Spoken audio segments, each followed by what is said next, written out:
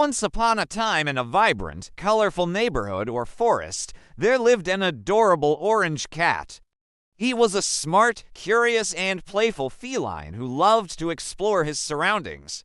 As he played with it, a subtle voice or gentle whisper hinted that this object held the key to an incredible adventure. Through the shimmering forest, he met a wise old owl or a playful squirrel who became his guide, helping him navigate the magical world around him. He used his new powers to help a distressed friend or to overcome a looming natural obstacle, proving to be a clever and courageous hero. One day, while roaming around, he stumbled upon a mysterious, glowing object. It could be a luminous leaf, a shimmering stone, or a magical charm. Intrigued, Orange Cat decided to follow the whispers and soon found himself on an enchanted path.